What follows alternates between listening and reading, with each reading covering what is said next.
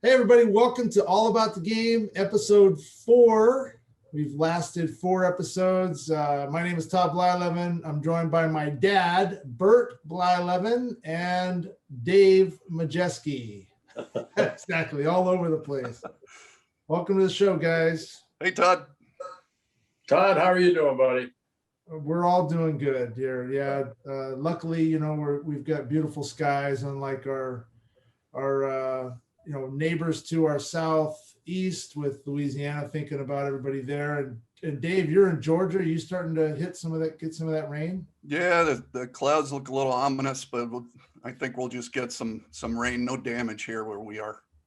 And Dad, you're down. Well, our prayers do go out to everybody that's been affected by Ida, and it's another nasty hurricane.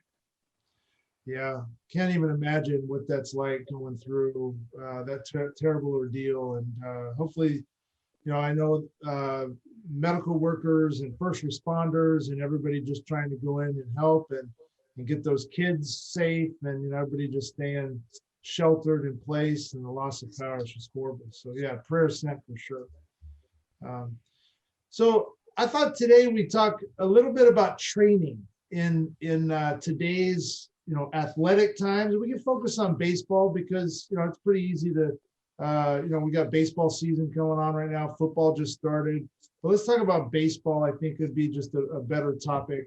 I think when we look back at how training has evolved, I'm talking about athletic training, physical training, arm care as a pitcher, say for example, and you look back at the ancient gladiators and even the Olympics, when the Olympics were first formed.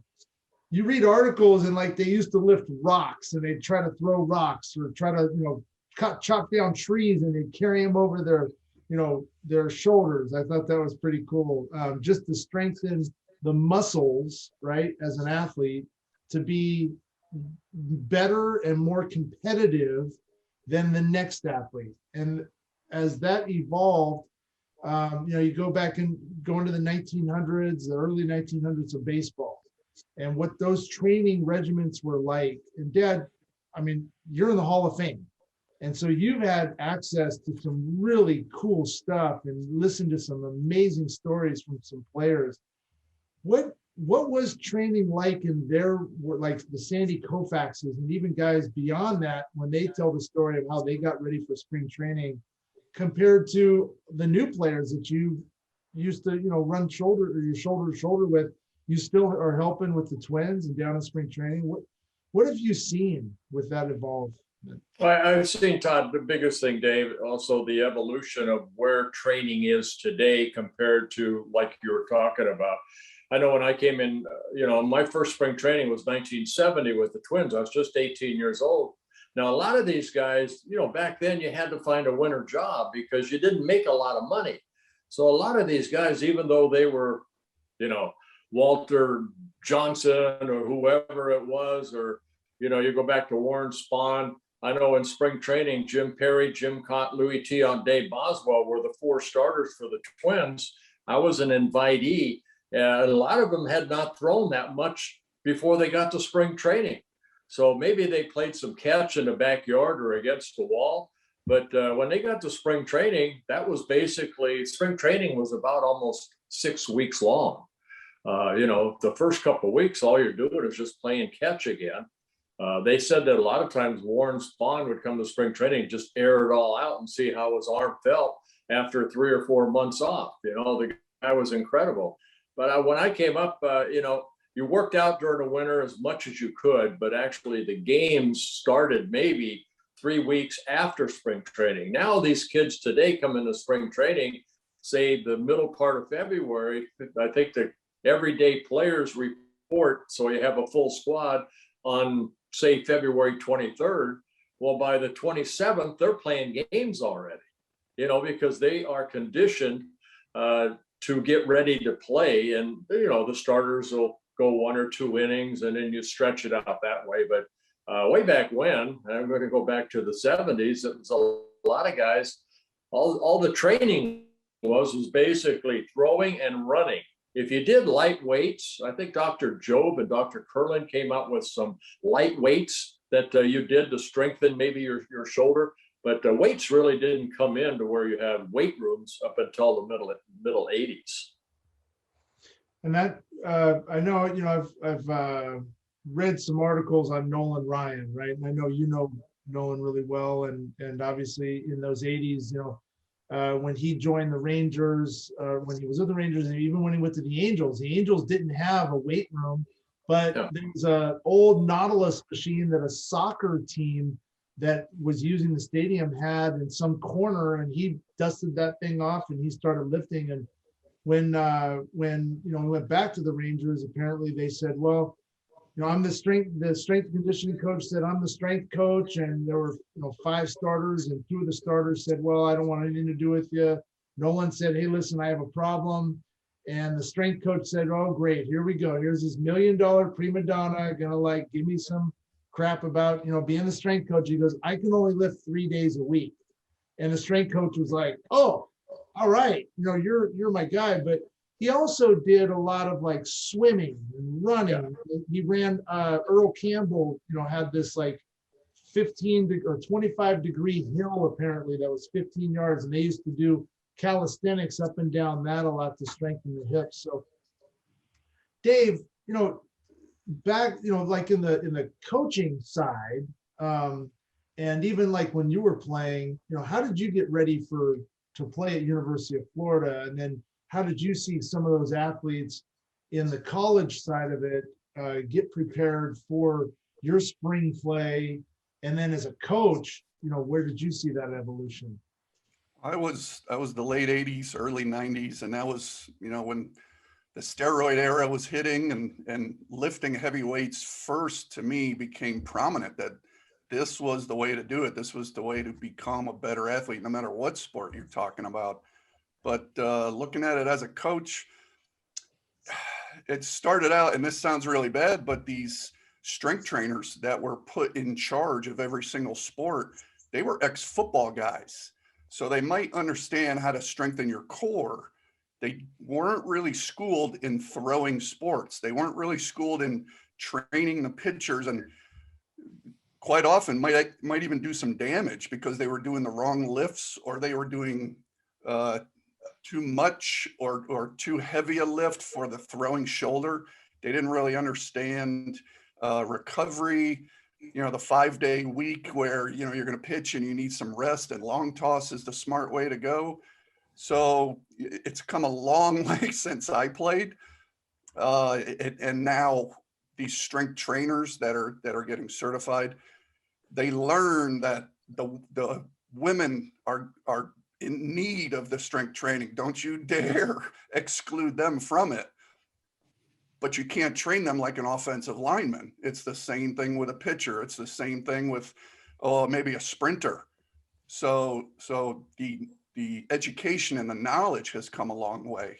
But Mr. Blyleven, seeing how you've been in the announcer's booth for a while, what have you noticed down in the training room that you thought, wow, I wish they had that when I was pitching? Or what also have you seen that it has you shaking your head going, there's no way I would have gone anywhere near that?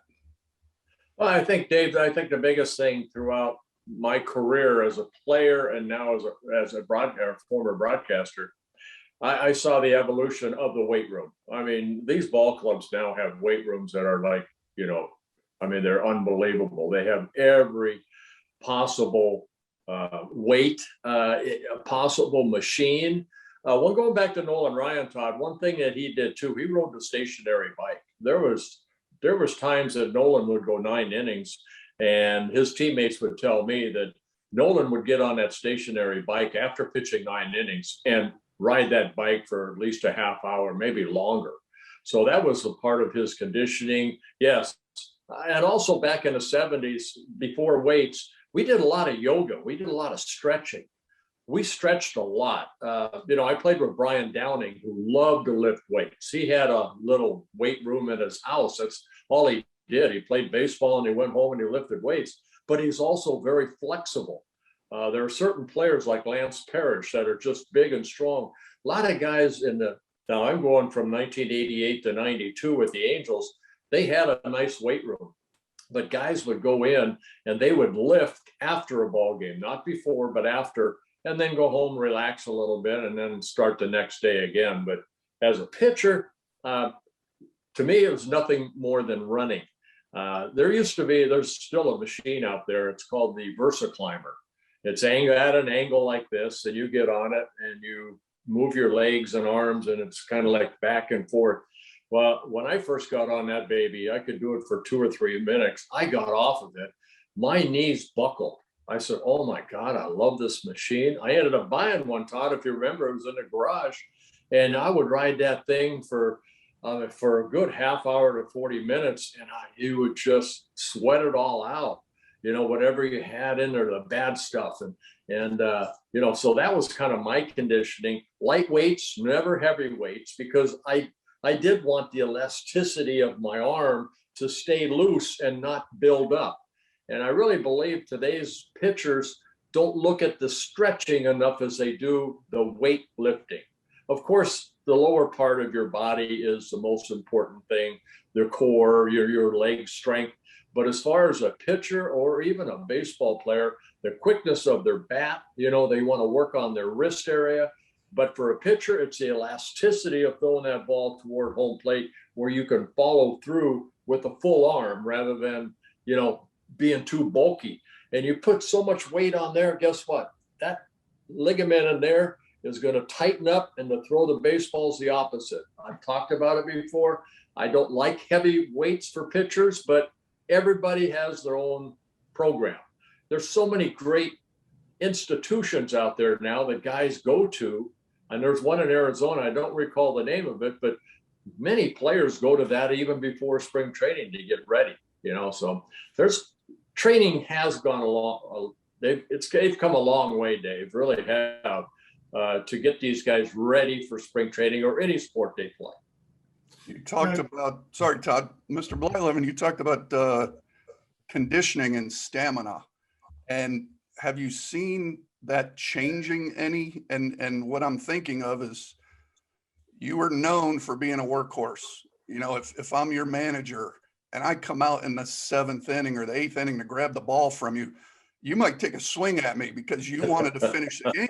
You were known for throwing the complete game. Well, I went to the Braves game a couple days ago, and this guy was throwing a shutout. And in the 5th inning, he walked somebody, got an out, walked a second hitter, and he got yanked. So he throws 4 1/3 and left to almost a standing ovation. And people were thinking, what a great outing. So, as far as stamina and conditioning, I'm a proponent for it. I can't imagine, in the back of my mind, it's pitchers run poles. That's what they do. They do it to warm up. They do it post outing, like you're saying with Nolan Ryan getting on the stationary bike. But has the stamina component, has the conditioning aspect of pitching, has that gone away a little bit? Because now, instead of throwing 130, 140 pitches like you did, the typical outing now is they're throwing 60, 70 pitches and they're giving it up to 4 relievers. First of all, David, it's not Mr. Blyleven, it's Bert, okay? I think, it's the mental part. I really believe that the athletes today are bigger and stronger than, we were bigger and stronger than they were in the 30s and 40s. And, the 50s, 60s got stronger, in the 70s, 80s, 90s. And today's athlete, I think they're stronger. They play the game harder, probably. They put so much stress. I think it's more the mental part that really I look at. When I go to spring training with the Twins for 3 weeks, I dress out with them. I work with the pitchers. I don't see anybody outside running. If they're running little cones, They don't do line to line anymore. You don't see that. If they're doing it, maybe some of them are doing it on the other field.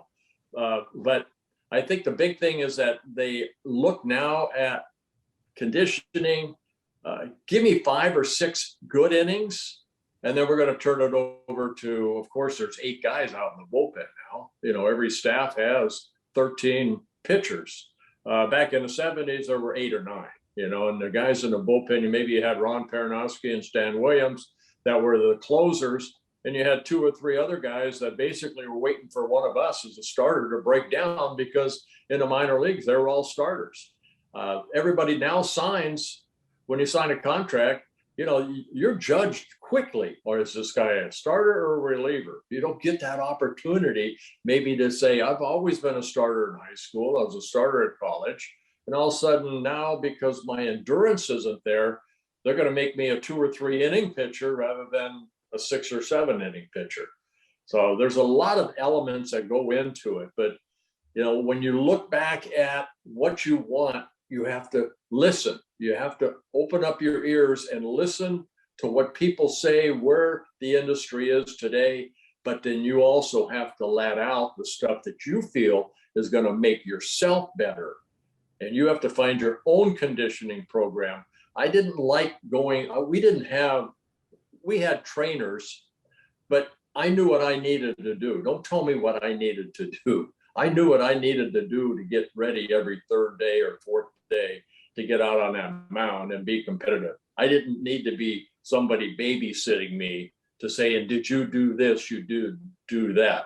That was not in my makeup. I went out there and I knew what I needed to do. And in spring training, if I felt I wasn't in shape, I made sure I was in shape. I ran more. But that was something inside of me that kept me going for 23 years. So you didn't have a posse that followed you around with an acupuncturist and a healer? You didn't have any of that? Well, I did use acupuncture one year when my shoulder was killing me. Tom Murphy, Murph the Surf with the Angels way back when. I was getting ready for spring training. I think I was with Cleveland, maybe Pittsburgh, and my shoulder was killing me. And he told me about this Japanese acupressure. And I went ahead and did it. And within 3 sessions, all of a sudden that tightness was gone. So there are things out there that can help you. It's just a matter of finding that right person that you trust. But again, play long toss if you're a pitcher, stretch that arm out, condition your lower part of your body, and the mental part. I think we should probably do a segment on why pitchers are on the opposite side of the pitching rubber, and angles and geometry and all that stuff, Todd and Dave. It's amazing how I watch, these guys that are trying to hit that corner down and away, and the ball's coming straight. I think we talked about it in our last segment, but just these little things that can make you better if you just think about the angles of what that hitter wants to see and what you're trying to accomplish. Well, I think, you talk about what makes things better for you as a player. And you look at, and I've got a couple different stories. And I remember talking to Bobby Grich when Bobby was a 4 home run per year type guy, and he really wanted to make the all-star team. And so he went and he realized that he was stronger on his right side than he was on his left. So he went and got some dumbbells during the off season. He starts doing dumbbells and started out at 10s and ended up with 25s and then 45s. And this was way back, before really there wasn't really a weight room in the Angel clubhouse. And he came back and he hit 25 home runs and made the all-star game. And that was his thing, that he started to lift weights and bulk up. And then you look at like Max Scherzer.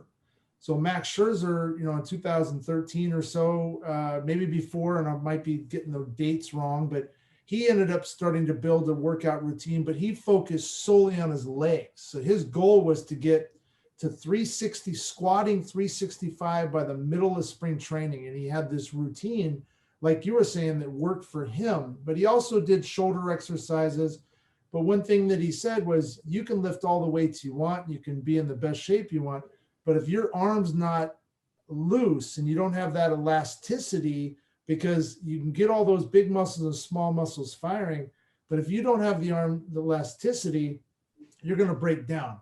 And I think when you look at all these facilities and all the trainers that are out there, it's really, you have to make sure that whatever routine you're doing works for you. Dylan, my son, is doing a Barry Bonds workout.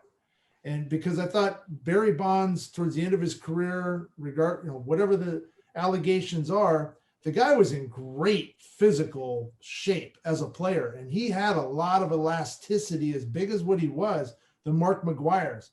those guys were long, they were loose, they were big and thick, but they didn't run choppy like you would see. And I'm not picking on bodybuilders, but most of the time when you see the bodybuilders walk around, they can barely scratch the back of their head. These guys could touch the back of their shoulder blades, as big as what they were. So I think it's really important to make sure that you're finding a routine, like you said, Dad, that really works for you. But then now let's talk about arm care. So in all this training and evolution of whether you're running or you're not, and you're doing short bursts or big lifts, how has arm care evolved? Because Dad, like, you were a big long toss guy, and I believe in that, but now you got pitchers that are just throwing hard and trying to get velocity. So where do you see that going in the next few years in baseball? Well, I don't know if we'll ever get back to where a starter is given 2 baseballs in his locker and say, hey, these are yours for 9 innings. I think that mental part is gone. I believe that, you have to look at today's starters, and if they can get 7 innings, it's like a complete game. So where that arm strength is going, again, it's an individual thing, Todd. Guys can play long toss, but what's long toss? It's not standing on the left field line and throwing it to the right field line. It's only maybe 200 feet, to where, because you're throwing 60 feet, 6 inches, stretch it out to 150, 200 feet, and throw it as a rainbow, not a line drive toward that guy that you're throwing to, but there, what that does, that loosens up your arm out here rather than tighten it there. Simple. Get your arm out. That's the extension that you're talking about, Max Scherzer. Yes, he took care of all his weights and stuff like that, but I guarantee you look at his delivery, his follow through, boy, he whips that arm through. That's what makes him so successful. And I think all the pitchers that you have on the back of your wall right there, Todd, some guys, look at their follow through, look at the way that they come through the ball, and their right leg comes over the left leg if you're a right-handed pitcher. How many guys end up almost like a swan, or a bird that just stands on one leg, after they release? Get that ball, use your back muscles to extend out there. So just those little things that come into play makes, I think, a pitcher be consistent throughout his career. Don't recoil. When I first came up, I recoiled. I used to throw across my body really bad. My pitching coach, Marv Grissom, put down a folding chair where I landed because I was landing toward the third baseline rather than pointing my toe toward the catcher.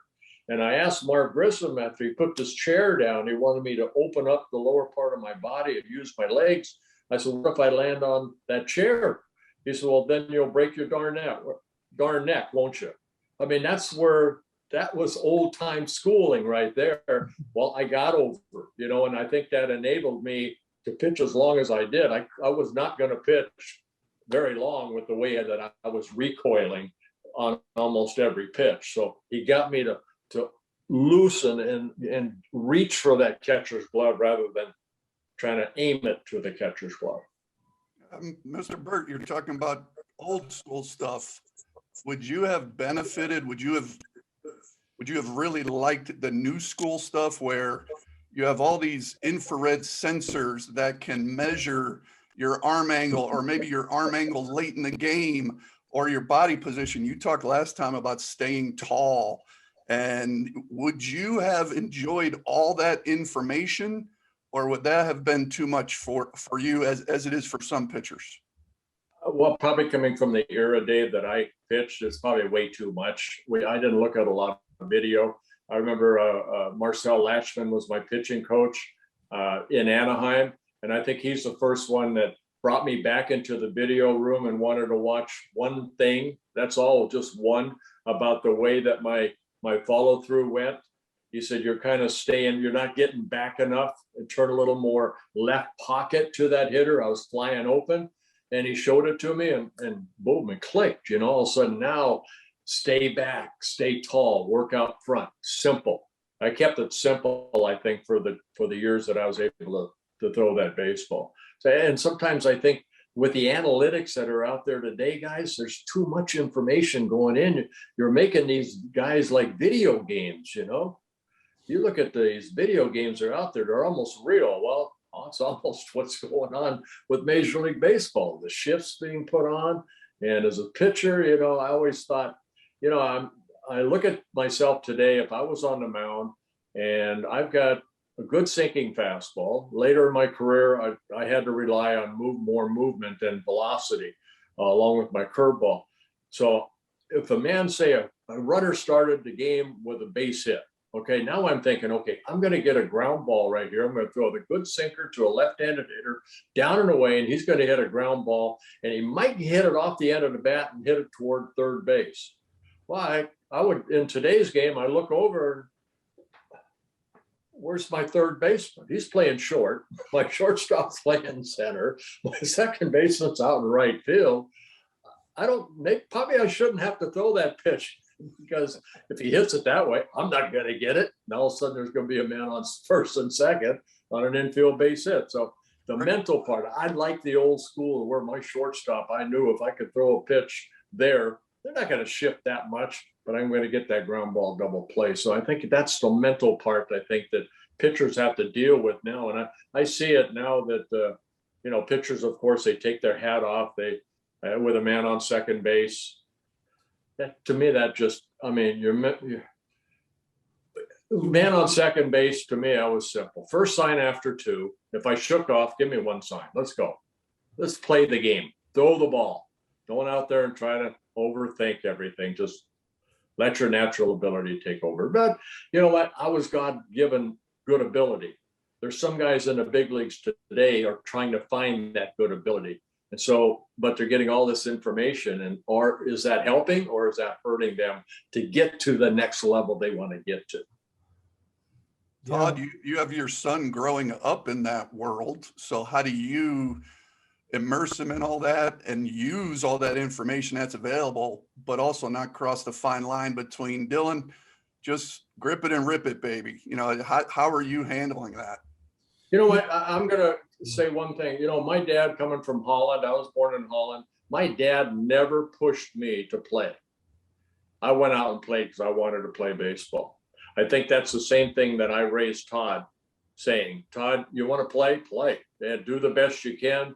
If I'm able to, and I wish I was at more of his games, but his high school I was still playing. So I didn't get to see him a lot. We did work out during the winter together. We talked about it, but you know what? Never pushed it on him. And I think Todd's the same way with Dylan. Dylan's got to find his own way. Yeah, it's you're so right. And I've seen the complete opposite side of that, being a travel ball coach and owner, working in the facilities and giving lessons. And you see the parents that, are just living through their kids and everything else. But I think, when you talk about analytics today at the big league level, and even at your really good Division I, or there's some great, JCs, D2, D3s that their coaches are super into analytics. They understand the metrics. They can take a Rapsodo device and they can have a pitcher throw a bullpen and they can analyze it right there real time and help the athlete. I think those guys are good because they're students of the game. They understand how they can install I'm going to call it old school mechanics of pitching, right? Even though it really is, it all evolves. They're just new terms now that they're using. Sequence instead of stay back. But when I, as a dad, with Dylan, I try to tell him the same thing that Dad, you told me. Get out there and play hard, practice, be yourself, try to find your swing. Like, he's a player, he's a position guy. So try to find your swing. We're going to work on the little mechanical pieces to allow you to be good. I'm not focusing on you trying to be someone else. And then the analytics side, the high school coach here for Dylan's school, he's an analytics guy. He likes the new technology, but he's not an expert. And that's not a knock on him. It's hard to become an expert in today's analytics when you're seeing all the teleprompter stuff, all the things going on in MLB and what they're talking about. It is not translated yet, even into today's Pro Scout. These guys still are not experts in analytics. they can't go into a prospect's home and talk about analytics. In fact, I would bet that most dads or moms today of your elite athletes probably know more about today's sensors and analytics than your pro scouts or college coaches that are coming into the homes, because I'm being marketed by by the sensor companies. They're telling me why I need to buy the Diamond Kinetics, the Blast Motion sensors, the Pocket Radar, and they're great if you know how to use them. And it goes back to a comment you made, Dad, where you said there's great training facilities that can help the athlete train as glorious as they can, but you really got to understand, does that work for you? And you have to understand what you're doing. It's really confusing. Yeah, it's hard because everybody's different. What works for one person is kind of like gripping a baseball. Dave, you probably, with softball and stuff like that, girls hold that softball a different way, if you're a pitcher. The same thing as a baseball for, a four-seam fastball, two-seam fastball.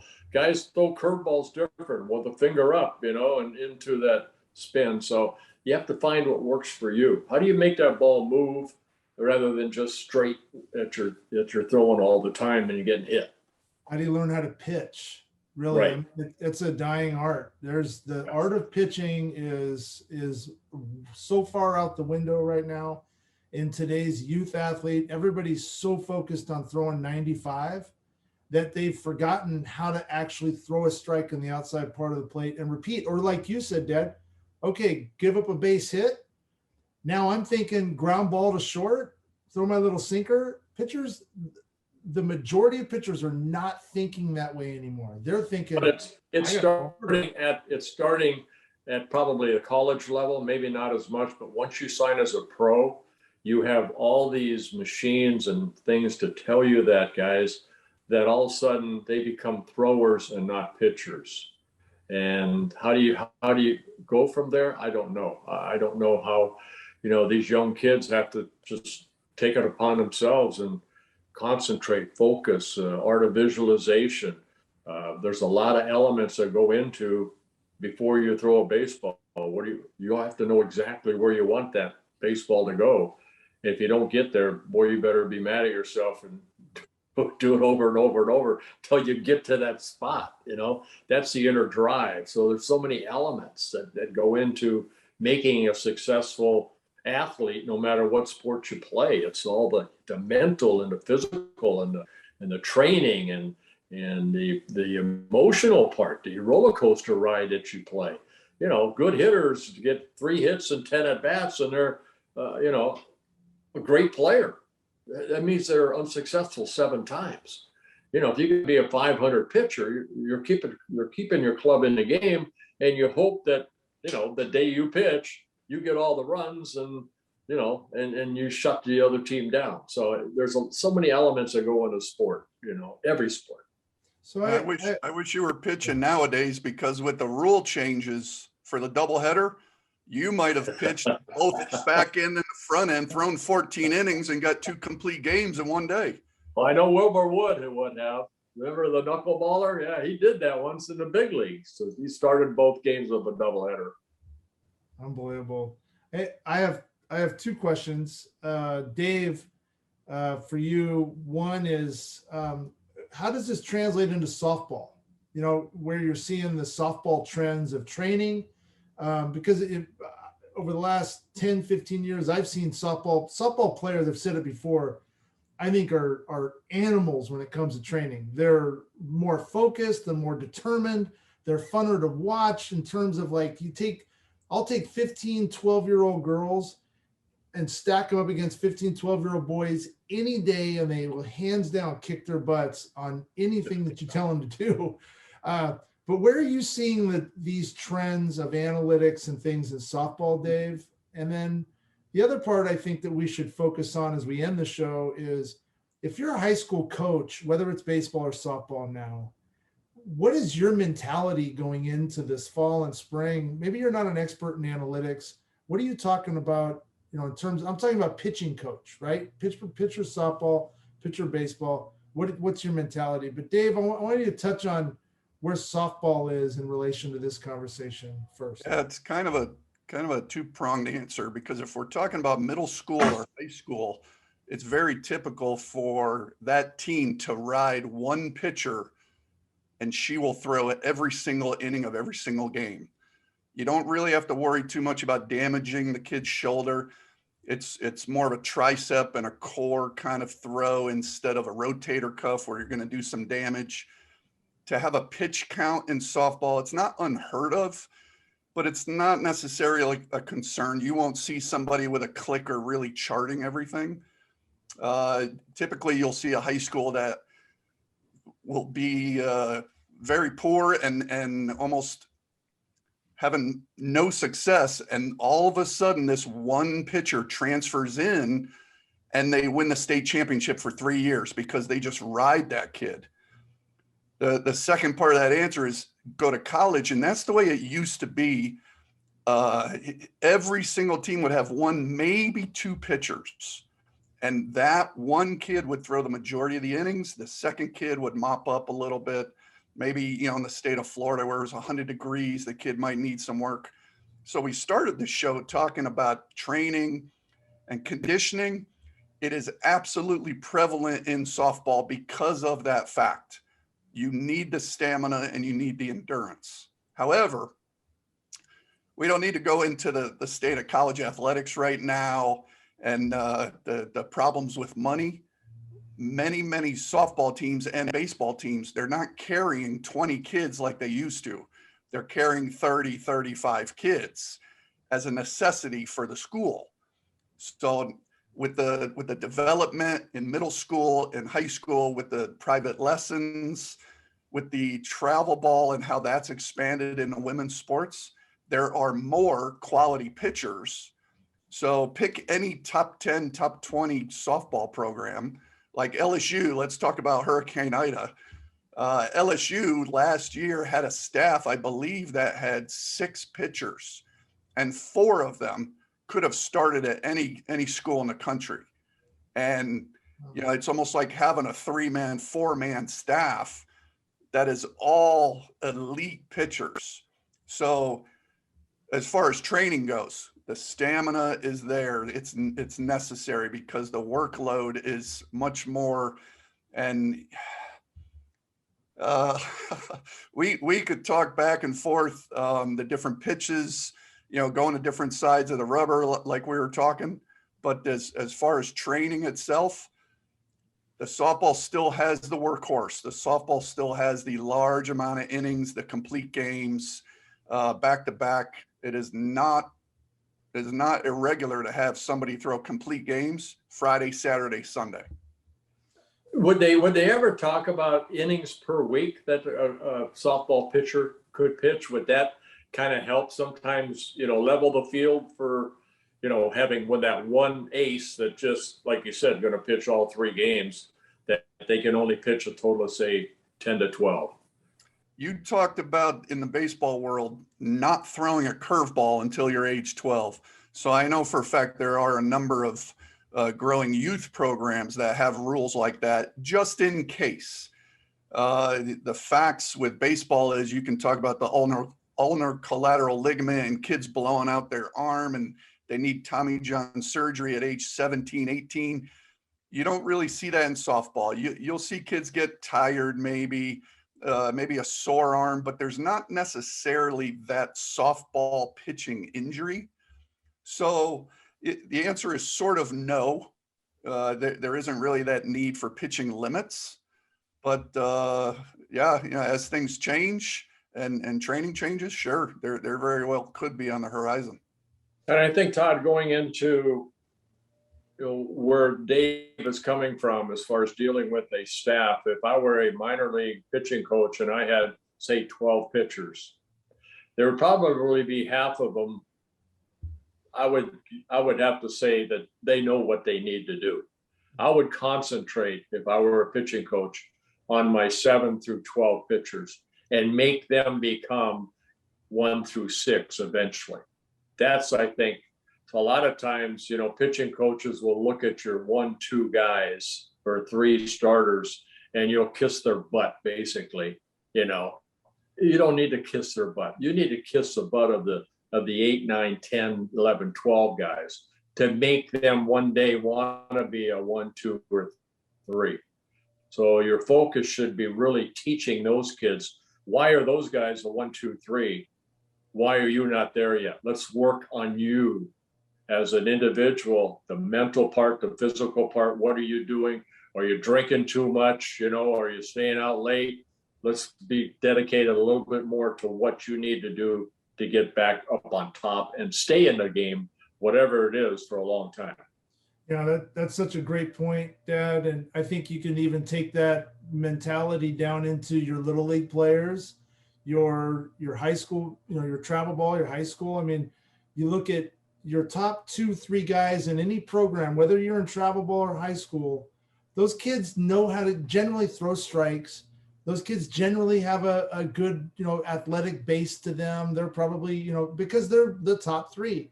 So to take that mentality, that's such great advice for coaches to really focus on those kids that are in that middle to bottom half of your rotation. Todd, Dylan knows what he needs to do when he gets to the field. That's right. So you don't need to, you know, he's been conditioned that way. He's helped himself get that way. There's a lot of kids that need that help. They need that little push. You know, maybe they're not getting it at home. You know, everybody's home life is different. Maybe they're not getting it. Maybe they're getting too much at home. You know, so a coach, you're the mentor. You have to. Each individual is different, and you need to sit down and communicate with him and have him believe that I'm there to help you. You can trust me. All right. What leaves this room stays in this room. There's a saying in baseball, and Todd, you got in trouble for this. What you see here, what you say here, make sure when you leave here that it stays here. Remember, you missed about a week because you came home and you said some things you shouldn't have. Yep. Stays in the clubhouse. Goes on in the clubhouse, stays in the clubhouse. Yeah. What was his nickname? Tomato Head or something Dave Parker gave him? Tomato Face. Tomato Face. Yeah. I don't know why. I don't know. He only had a million freckles and red hair. Yeah. Yeah. Well, guys, this has been a great show. I think, you know, I mean, this is what I love about this is, you know, we get a chance to really just talk about baseball and from different avenues along with softball. And I'm really looking forward to integrating other sports into these conversations too. And Dave, you made a reference before we came on about us being the Brady Bunch, you know, and I think with today's technology, we could have multiple guest speakers and people talking about, you know, some cool things that are just entertaining to listen to and hopefully help coaches and athletes and parents understand more about the game and how to keep it fun. So I'll be here next week. You need me, I'm here. We are going to be back. And Mike Micucci he had some family obligations, so he'll be back with us next week as well. So we'll have Mike back on. He's a great, you know, it'd be nice to hear his minor league perspective and as a major league coach as well. He probably would have had some stories to share too. But I think, Todd, what your goal should be I know I see 3 boxes right now here at home in Fort Myers, Florida. I think your goal should be to get boxes all the way around here with guests, all in one segment. Let's do it. Let's do it. Hey, before we leave, Dad, those baseballs you have in the back, now I know what those are, but can you give just a brief description of what all those baseballs are? Wow, there's 287 baseballs in there. I kept a baseball from every win that I had. There's also a baseball as I moved up to strikeout leader, my 3,000th strikeout. When I passed Walter Johnson, I kept that baseball. When I passed Tom Seaver, I kept that baseball. Gaylord Perry, guys that were ahead of me in the strikeout. When I entered my career, I was 3rd all time. I could not catch Steve Carlton, and of course Nolan Ryan is way out there. But and then I also have innings pitched. When I threw my 3,000th inning, my 35th 100 inning, my 4,000 inning, my 45th 100 inning, just balls like that. when I won a game in the playoffs or World Series, I have those baseballs there. So it's a nice keepsake that that is displayed here. Actually, all the baseballs can't fit in that thing. I have 2 more boxes in another room, and I'm not going to go out and buy another unit. Dave, when I was a kid, you know, I used to go into my dad's office and I would sit at his desk, and his chair was just super comfortable. But I would spin that baby around and I would take a look at all these baseballs that he had encased. And sometimes, you know, Dad, when you were maybe at the ballpark, I would open up the case and I would take a ball out and I would just look at it. I never took it out of its holder. You better not have. Because he has the stats written on it. No, I didn't want to fudge the ink, the ink and everything on there, but man, it was awesome. So I just wanted, yeah, I think that's a really cool background. But good memories. Good memories. All right, everybody. Thank you for joining the show. God bless our military. Prayers and everything and love are sent over to all those affected with this Hurricane Ida. Please be safe. And we're thinking about you and all our first responders out there, and anybody just willing to help someone else just better their lives and be strong. So God bless. Thanks guys for being on the show. All About the Game, episode 4. We're out. See you next week. See you next week. Hi, I'm Todd Blyleven, the CEO here at the Scout Hub. We're really excited to be able to offer you this new product called the Athlete Resume. It gives you the opportunity to not only add your player information, highlight videos, game schedule links, analytical metrics, and so much more, but also allows you to validate what you're putting in there in terms of your metrics and add in other information from your other player pages. So if in baseball you have a player page with perfect game or PBR, you can take your top metrics and add those metrics into your athlete resume and validate those metrics by linking back to your PBR or perfect game player page. This gives coaches a full access to your athletic profile. We're super excited to be able to help you showcase your skills, just like if you were to go get a job and you've got to provide that resume to your employer. We're providing you the opportunity to provide the athlete resumes to those college coaches and your own coaches to just learn more about your game, who you are, and give them the chance to come out and watch you play. The Scout Hub wishes you the very best of success, and we're super excited to be able to offer this product to you to help you succeed.